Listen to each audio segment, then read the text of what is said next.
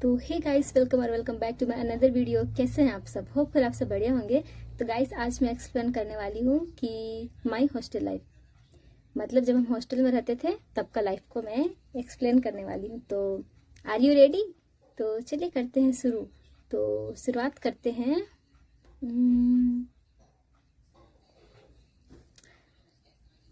तो हाँ जी, आज से 8.5 साल पहले जब हम हॉस्टल में रहते थे, तो हम बचपन से हॉस्टल में रहे हैं, मतलब 1 क्लास से।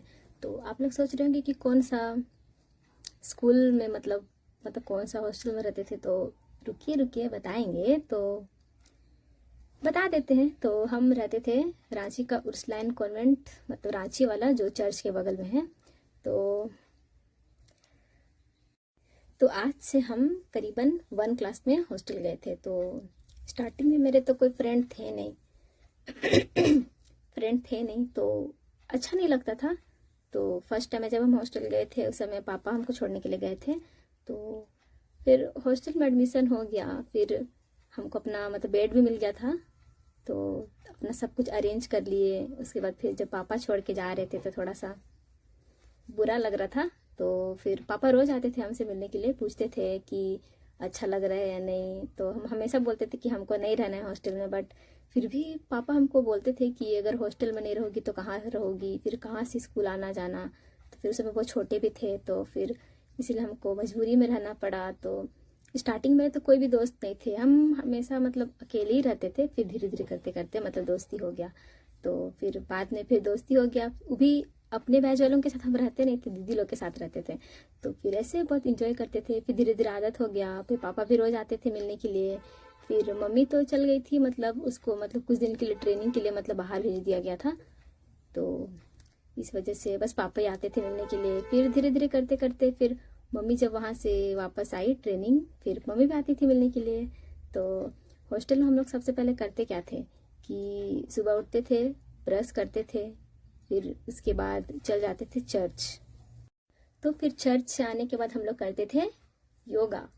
योगा करने के बाद हम लोग थोड़ा देर स्टडी करते थे। फिर ब्रेकफास्ट करके फिर जितने भी अपने मतलब हम लोग सबको ही मतलब सब बैच को अलग अलग काम मिला था, तो वो काम करते थे। फिर अपना स्कूल जाने के लिए तैयार होते थे। फिर उसके बाद स्कूल चल जाते थे। फिर सारा दिन स्कूल में बीत जाता था।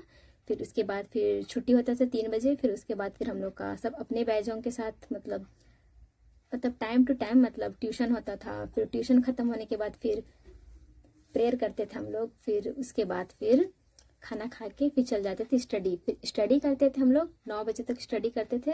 फिर 9 बजे स्टडी करके सब अपना अपना रूम चले जाते थे, फिर सो जाते थे। ऐसे करके हम लोग का डेली का यही था रूटीन। तो फिर उसके बाद फिर सैटरडे का बताते हैं, बैकग्राउंड आवाज को थोड़ा इग्नोर। तो सैटरडे के दिन हम लोग करते थे मतलब सब बैच को मतलब अलग अलग टाइम दिया गया था कि हाँ इतना से इतना दिन कपड़ा धोने का भी टाइमिंग रहता था। तो सैटरडे के दिन टाइमिंग रहता था जूनियर लोग का। तो फिर हम लोग अपना ड्रेस सब धोते थे। फिर ट्यूशन शाम शाम तक फिर ट्यूशन हो जाता था। फिर संडे संडे को टेस्ट भी होता था ट्यूशन का। फिर संडे को चर्च भी जाते थे। तो ऐसे फिर सैटरडे को हम लोग फिर चर्च भी जाते थे आराधनालय प्रेयर के लिए। तो फिर ऐसे करके हम लोग का रूटीन था। और संडे के दिन में भी सुबह में ऐसे ही उठते थे, ब्रश व्रश करते थे, फिर चर्च जाते थे। फिर चर्च से आके अपना काम वाम करते थे। तो फिर संडे को होता ये था कि हम लोग शाम शाम में खेलते भी थे, मतलब सब अपना ग्रुप बना के या तो पिट्टो खेलते थे या छुर खेलते थे या कबड्डी खेलते थे। तो इस तरह से बहुत अच्छा लगता था कि मतलब अब सोचते हैं हॉस्टल लाइफ के बारे, तो लगता है कि वही लाइफ बहुत बढ़िया था। क्योंकि उस समय हाथ में फ़ोन भी नहीं रहता था, क्योंकि फ़ोन रखना अलाउड बिल्कुल ही नहीं था।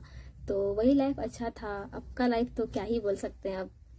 तो hostel life is best life. तो अभी लगता है कि हाँ उस समय कुछ अच्छा था ज़िंदगी। और फिर बहुत इंजॉय करते थे। फिर मम्मी लोग तो आती थी संडे संडे को मिलने के लिए, तो अच्छा लगता था। तो ये था हॉस्टल का मेरा स्टोरी। तो कैसा लगा आप लोगों को? तो आई होप आप लोगों को अच्छा लगा होगा तो लाइक कमेंट शेयर जरूर करिएगा। तो मिलते हैं नेक्स्ट ब्लॉग में, तब तक के लिए बाय बाय।